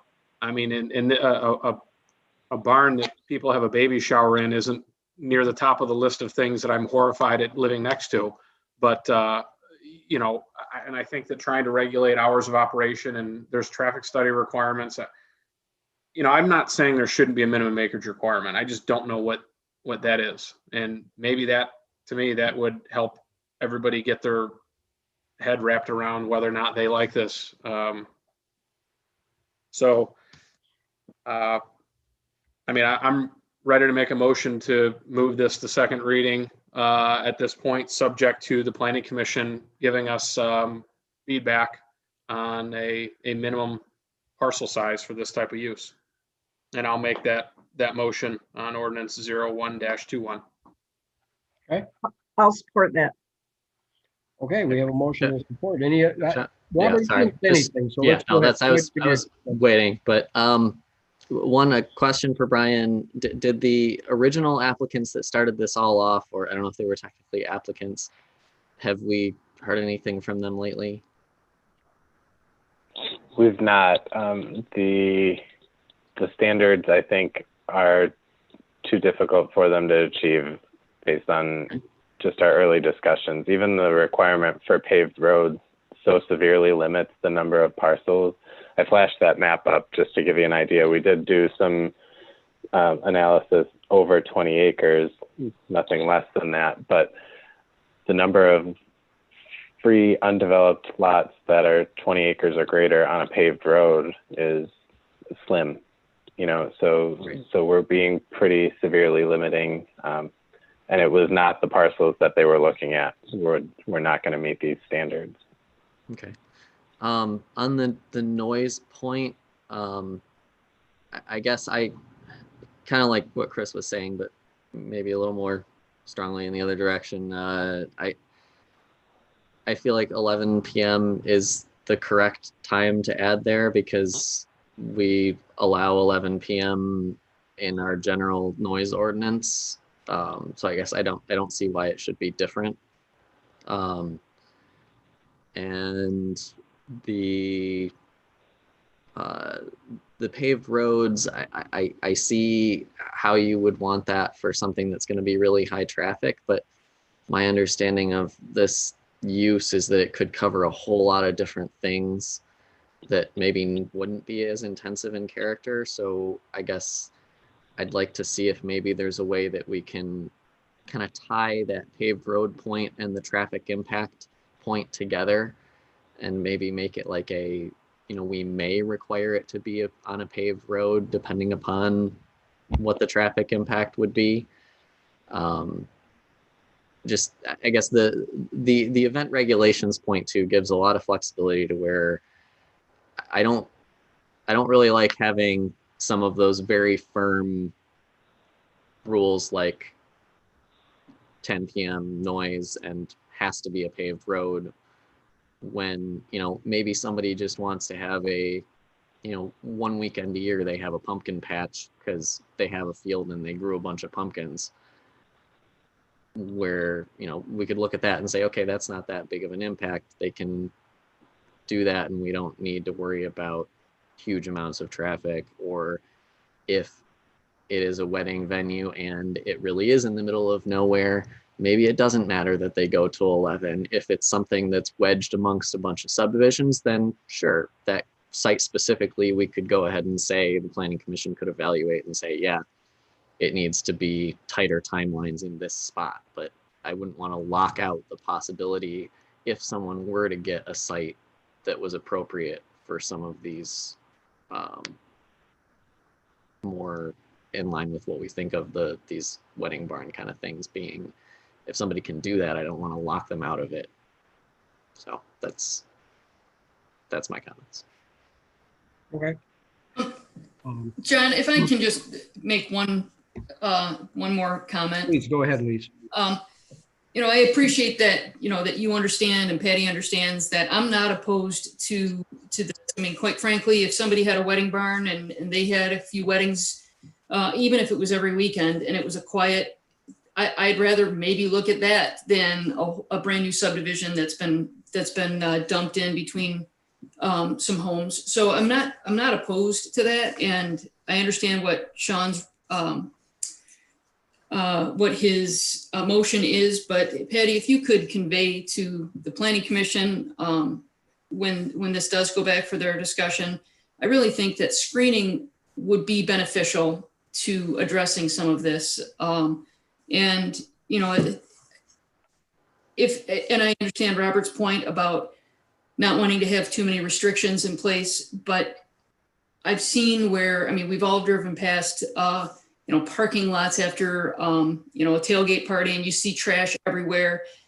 You expect people to act a certain way and to be careful a certain way, and you don't intend for somebody to be a mess, but then after the event, they do create a mess. And I think that having things in place for screening or noise issues, addressing porta potties and motor vehicles, those are all things that I know it may seem like the sky is falling, but those are things that neighbors will care about.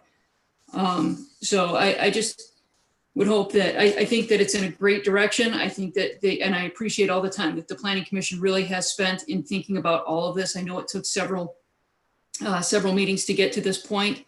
I just think that if they can maybe consider a few of those other items and some of those concerns that I have. Okay. Well, thank you, Lisa. I think we're in the right direction to getting this moved to second reading. We do have a motion and a support, so provided we have no more conversation, I'd like to call the vote. So all those in favor say aye. Aye. Aye.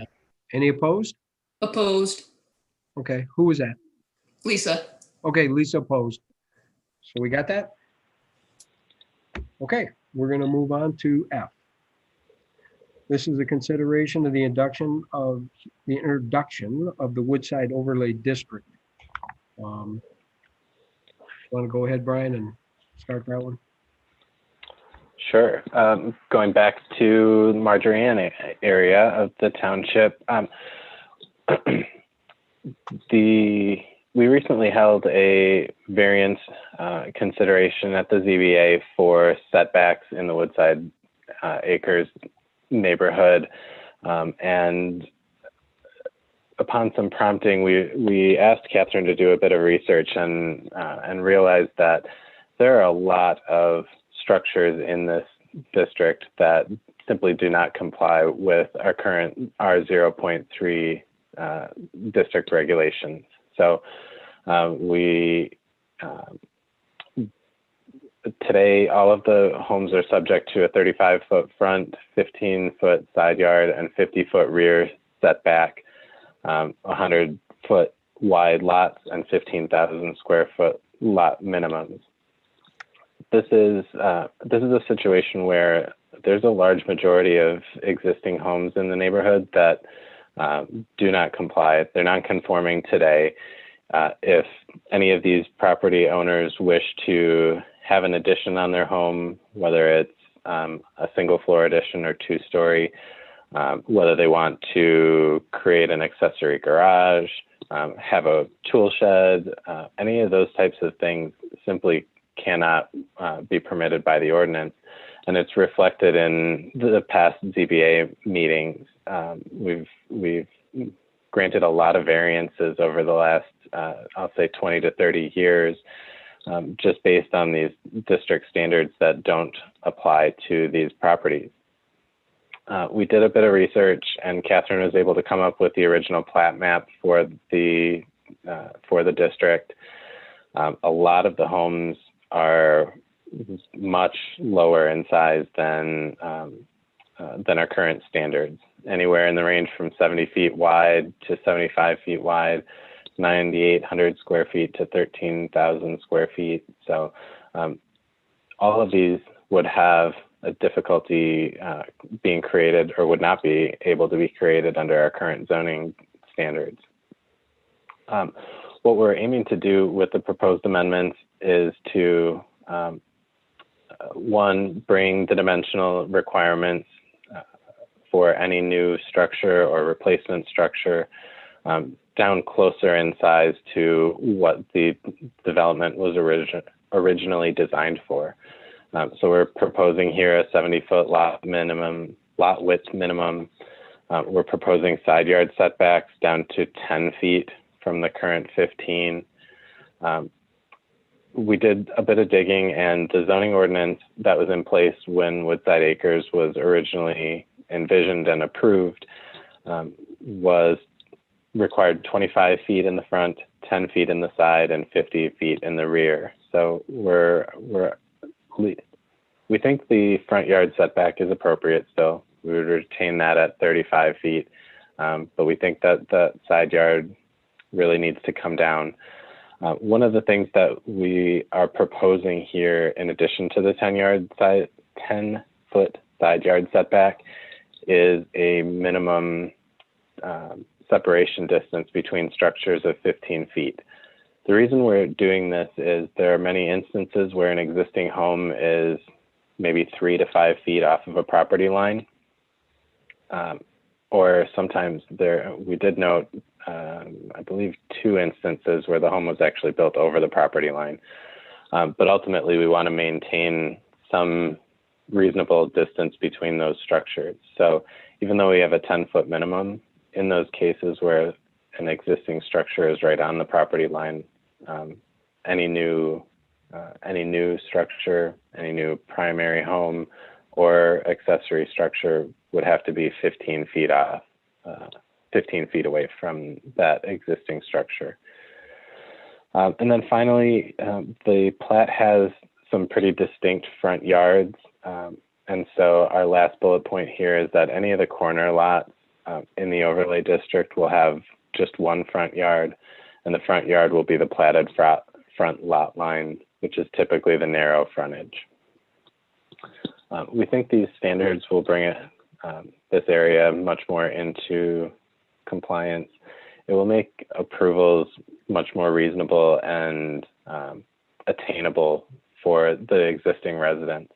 I was talking to Chris, the zoning administrator, about this today, and he is regularly telling these residents, no, you can't build your garage because you're subject to 15 feet of setback, and you have even if you have the septic field in the backyard and you're severely limited, we don't have a way to help you out other than going through the variance process. I think this is an opportunity for the township to alleviate some of those site constraints for these property owners and encourage some reinvestment there, minimize barriers. You know, every time a resident has to go to the ZBA, they've got a $500 application fee, and they have to wait the required public notice period out. And so, you know, they're waiting upwards of 2 months to get a determination on whether they can build on their property. We think that will help out and help your residents as well. So I know that's a lot to take in, but that's where the backstory came from, and the purpose is let's lower some of the barriers for these residents and bring them in line with what was originally envisioned here. Okay. Well, I can say that this is an extremely old subdivision. I know that when I was a kid growing up, this was there. I don't even know when this was built.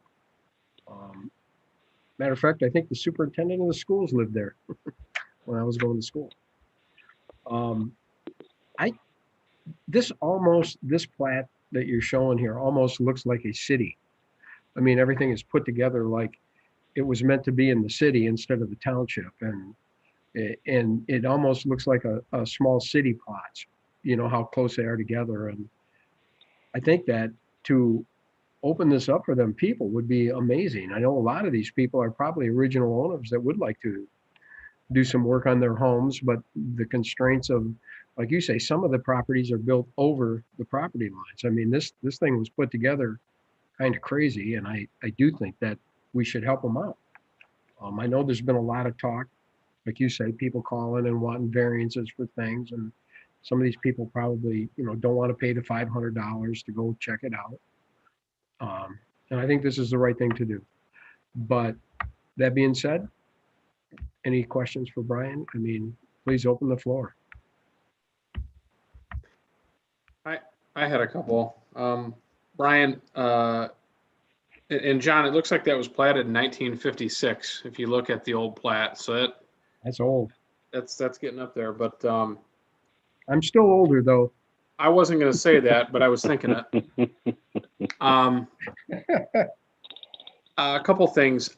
I don't mind the 15 feet between structures, but what I don't like is if a neighbor built their house a foot from a property line, you're now taking 4 feet of usable property away from a neighbor by making them be 15. So I object to us putting a hard cap of 15 feet between structures. I don't advocate for structures being closer than that. I think 10-foot setbacks are okay in a district like this, but to tell me if I come in to do an addition that I can't even be 10 feet when that's a district setback because my neighbor's house is too close is not something that I'm going to be happy with. So I think we need to look at that. I would like to maybe talk more about that. And then just to confirm, if you're building an accessory structure fully within the rear yard, it must meet a 10-foot side yards. Like, can you go through that again? An accessory structure in the rear yard, someone's going to build a garage, someone's going to build a shed. What would the setback requirements be for that structure? Today it's 15 from the side yard. So with this change, it would be 10. And how far from the rear? Oh, you're testing me. For an accessory structure. Yeah, give me 1 second. I believe it's 3 feet, but let me confirm.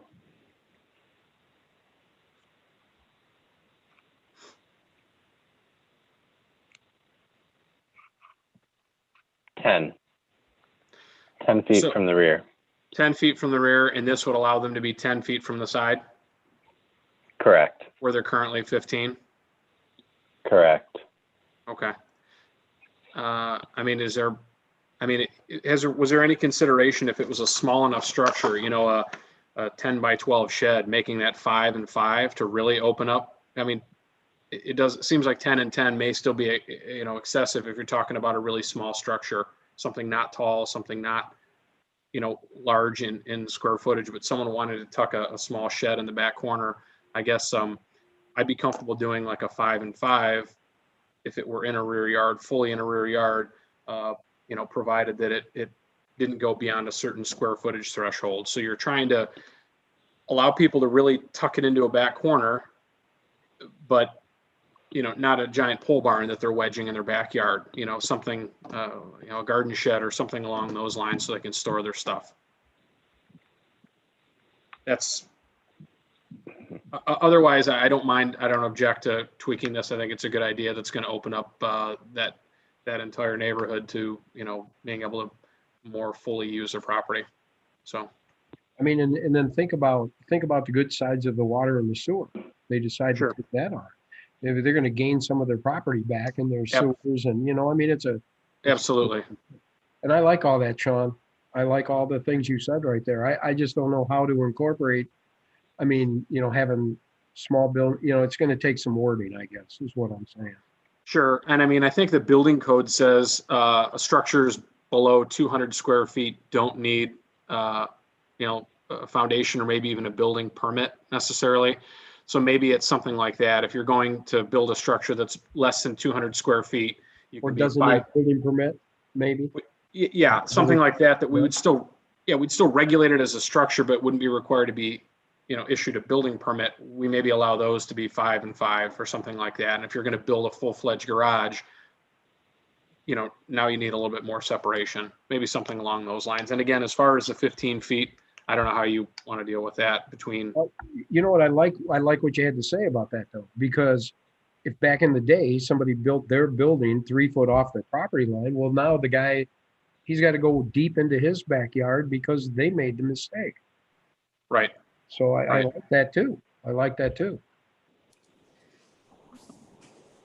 Brian, I have a question to kind of go along with what Sean had brought up and what John had brought up. So if the proposed setback would be 10 feet, correct? And then let's say somebody is only 1 foot off the property line. So now you have a separation of 11 feet. And I do agree with Sean saying that it's not fair to the person who's within regulation to have to change their proposal because someone else is out of compliance.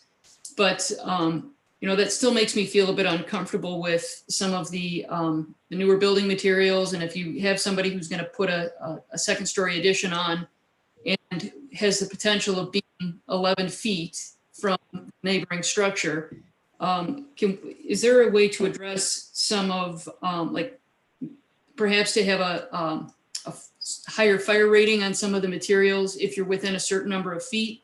I know that we talked a little bit through text today with that question. So I don't know if you have any information about that as perhaps some options. Yeah, I think in terms of if we're going to require any specific building composition, I would defer to the building official at that time. If he gets an application and it's clear to him that these structures are 10 feet away, he's obviously going to go to his book and make sure that the materials are rated for fire code. Same thing if they're 15, same thing if they're 20. So I guess in that instance, I wouldn't want to tie us to specific materials or anything along those lines in the zoning ordinance. What is the breakdown in, can you explain that a little bit to me? The breakdown of 10 feet versus 15 feet separation. Is there a higher fire rating on those materials? I don't know the answer to that. Is Ken still on? He's there. I think there isn't, Lisa. I mean, I Okay. haven't looked at it for a while, but I don't think that 5 feet would make a difference in terms of the materials from what I remember. That's kind of what I recall, is that 10 is the break-even point. If you get below that, that's when the materials start changing. So how often in that neighborhood do we have somebody who is, 5 feet? Like, let's say you have one house that's 5 feet away from the property line and the next door neighbor's 5 feet away from the property line, and both of them go up in an addition. Now you have 10 feet between 2-story structures. And that I would like maybe a little bit more information about that for the second reading. Yeah, the way that our ordinance reads, and I can prepare that, but basically a second story would have to comply with our current setbacks. It's an expansion, so they're permitted to have the first story where it sits today, but a second story would still need to comply with that 10 foot unless they went through the ZBA process and tried to get a variance. But the other thing is they're mostly on septic systems there. So I think there's a requirement about bedrooms, and I don't even think you can add bedrooms and unless you hook to the city sewer. I don't think their sewer capability would have to be bigger to add in addition to the top floor with bedrooms and things like that. And I don't think they could meet that. It's a good point too. Well, I mean, you made another point though, with utilities going to this area.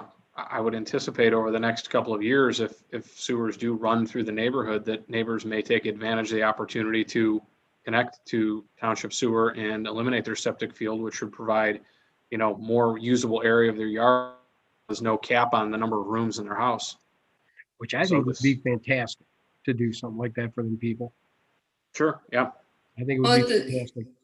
At the ZBA level, I mean, that was one of that was the item that was brought to us, is trying to squeeze a home on a buildable lot, but it wouldn't comply with these setbacks. So I think that, for longevity of, maybe you have a family member who's getting older and you want them to move in, there are a lot of opportunities for having an expansion of some of these homes and somebody wanting to stay within their home.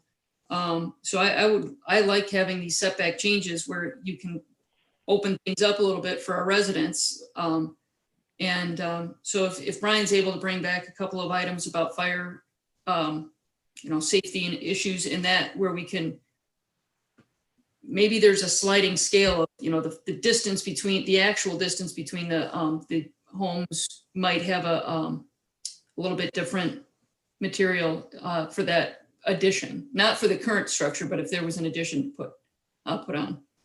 Well, Chief is online. Chief, you have anything you can comment on that? Yeah, I was just going to ask Lisa to repeat her question because I was fumbling trying to get unmuted in video and eating popcorn. So my question was, if we have a home that is 10 feet, that 10-foot setback, and a neighbor who's only 1 foot off the property line, as Brian had mentioned, there are some cases of that. Now you have a home that's two homes that are 11 feet from one another. And where's the breakdown in certain materials like a firewall versus certain materials that are addressed for those closer proximities? Brian actually hit it on the head. When we talk residential, really fire doesn't have any say in that. And we're not going to be looking at firewalls anyway. But as far as the distances, it may come down to materials listed between structures, that are in the building code, not so much the fire code. We pretty much are hands off of residential unless it's multifamily. And then we start looking at, fire separation walls, firewalls, and things like that. But, whatever the township adopts, and the building code refers to, fire is pretty much hands off. We don't have any authority, is what I should say. Wouldn't the ZBA have the authority in the instance that someone's requesting a variance to be too close to a side yard setback to impose some reasonable restrictions that may go above and beyond some of these standards just to be safe? I mean, someone wants a variance, they want to be 5 feet from a property line, and we want, an extra layer of drywall on that exterior wall so it's got a higher fire rating or something like that. I mean, I think that is within the realm of, being reasonable, don't you? I mean, Carol, I guess the only concern I would have is if the structure would be in compliance with the applicable building codes. I don't know how you could impose a more stringent requirement. Well, the structure's not in compliance with the zoning ordinance, so if they'd like a variance to build it, then it seems like you could probably get them to agree to, in exchange for being too close, to go above and beyond. I mean, so you're not talking about the proposed amendments before you're really correct. talking about it. I'm just saying, if somebody comes in after the fact and still can't meet these requirements. Right, and I think, and maybe I didn't make a very good transition there, but Lisa's talking about, her concern about structures being too close to one another and having that fire rating that goes maybe beyond just a basic level. Maybe we impose that on the person who's creating the non-conforming situation via a variance request, as opposed to the person coming in with a new home that meets that 10-foot setback. Don't put the cost and the burden on the person who's meeting the requirement. Put it on the person who is going, beneath that standard by requesting a variance to be too close. Does that maybe make sense? I mean, and obviously, it would depend on each particular situation, Sure. but it certainly could be a consideration in some situations. Okay. I'm really thinking that this neighborhood is pretty much built. I mean, it's pretty much built out. I don't know. Is there any vacant lots? Maybe one or two? I thought the one that just came to the ZBA was the last one. The one, yes. I think The one there's that, 4. So I think there was a couple. If so utilities, I think, sorry.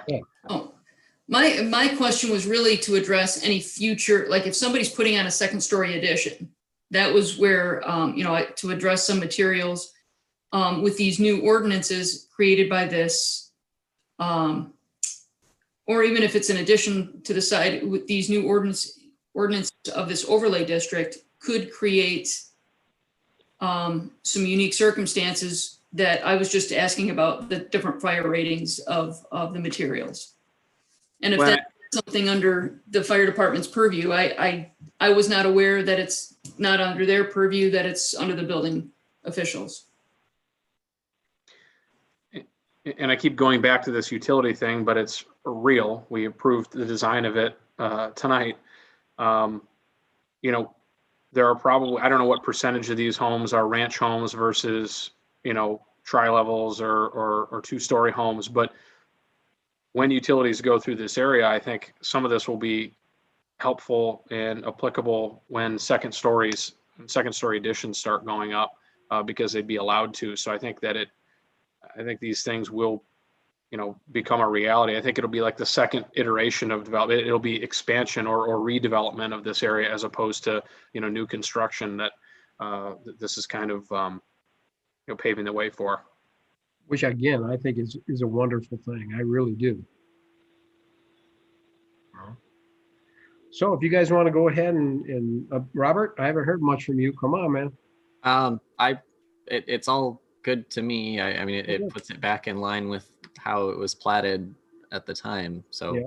I don't know. I mean, if Chris didn't have anything, I'll make a motion.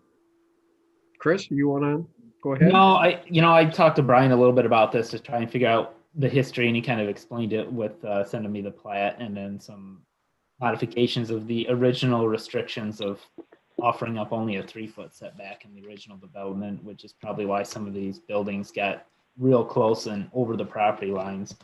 So no, my main concern was just the separation between structures. But the discussions kind of evolved on a lot more than just a simple number. So it's interesting. I just am curious again. I'll do a little homework on my end about residential code and if there's any separation requirements in the International Fire Code or anything like that. But I usually just deal with the non-residential side of things. Yeah, I'll bring back, I'll talk with Dave Harriman and bring back some information for the second reading on that one. Brian, would you be able to take a look at accessory structures and smaller accessory structures having reduced setbacks in rear yards? I don't know what anyone else thinks about that. I don't want to I'm just one person, but it just seems like it would give them more usable space in their yard and allow them to just kind of tuck something small in the corner. I like it. I like it a lot. That's great with, you don't want your shed over your septic field or something. That could be enough to make that difference. Yeah. Yeah. Well, I almost question if that's a larger conversation township wide for some of those smaller structures. I would agree. So I may, if you agree as a board, maybe I'll wait and I'll take that back to the Planning Commission as a separate topic so it doesn't get in the way of this discussion. Yeah. Or we can incorporate it, however you want me to handle it. I think separate's good, don't you, Sean? It doesn't matter to me. I mean, if you're going to go through and put a sliding scale and put different standards and try to build in, kind of a size to setback ratio, then it probably belongs in a broader ordinance that could be incorporated into this overlay and, other zoning districts as well. I think that's a good idea. Okay, I'll go that route. Okay, Robert, you're up. Okay. So let me see. I think I've got the right wording here. Move to take ordinance number 20-21, the zoning ordinance to create the Woodside Overlay District, AP 20-41 to second reading. Okay, we have a motion. We have support. I'll support. We have a motion and support. All those in favor say aye. Aye. Aye. Any opposed? Okay, motion passes. Well, that kind of concludes our business. Anyone have anything they'd like to say before we adjourn? I don't want to adjourn. Happy New Year. Yeah, Happy New Year. Happy New Yeah, Year, happy everyone. New Year. And Ken, thanks to all you guys that were out there, guys and girls, that all the emergency responders that helped on the plane crash. That is, as Ed had mentioned from Ohio, that it reached him. I've had, friends Reached Texas too. CNN and other states that have said, "Hey, is that in your neighborhood?" And Or Lion, yeah. Yeah. I'll pass it on. I appreciate it though. They will too. And last same with your guys and girls too. Appreciate all the emergency responders. All right, with that being done, all of our business has been concluded, so I consider this meeting adjourned. Thanks, everybody. Good night, everybody. Good night. Happy New Year. Good night. Thank you, everyone. Night, all.